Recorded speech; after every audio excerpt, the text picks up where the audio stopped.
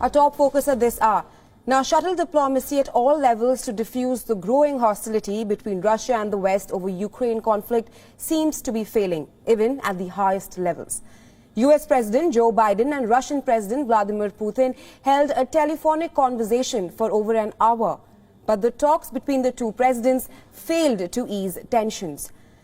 Now, during the call, US President Joe Biden insisted that Russia will face swift and severe costs if its troops carry out an invasion, and that such a step would produce widespread suffering and isolate Moscow. Washington says that the call between the two leaders has brought no major change in the Ukraine standoff. A White House statement said that the United States remains prepared to engage in diplomacy and is also prepared for other scenarios. Both leaders, however, have agreed to continue dialogue. Joe Biden and Vladimir Putin also discussed US and NATO response to Moscow's proposals on long-term international legal guarantees on Russia's security. Russia is seeking binding security guarantees from the West that include a pledge to roll NATO forces out of Eastern Europe and to never expand into Ukraine. Washington has flatly rejected the demands, but offered talks on a new European disarmament agreement with Moscow. Kremlin said that the Russian president told his US counterpart that Washington has failed to take Russia's main concerns into account and that it had received no substantial answer on key issues. That is NATO's expansion and deployment of forces to Ukraine. Now, a call between the two leaders came hours after the White House said that Russia could carry out an invasion into Ukraine any day now, even before the end of Beijing Winter Olympics.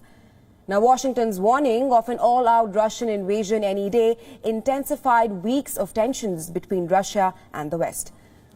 Now, following a frenzy of telephone diplomacy, Kremlin in a statement denounced Washington's statements, calling it peak hysteria. French President Emmanuel Macron too spoke to both Putin and the Ukrainian President Volodymyr Zelensky in an attempt to diffuse tensions, countering United States warnings over an invasion.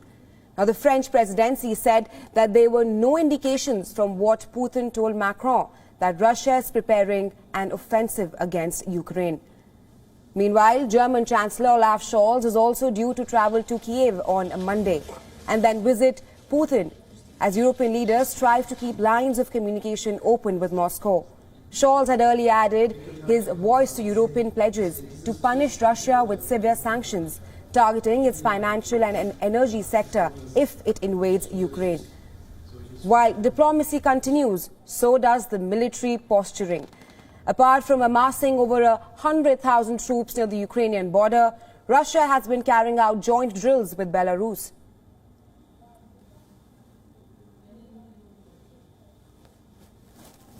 On Saturday, Russia launched its biggest naval drills in years across the Black Sea. More than 30 ships from the Russian Black Sea Fleet have started training exercises near the Crimea Peninsula.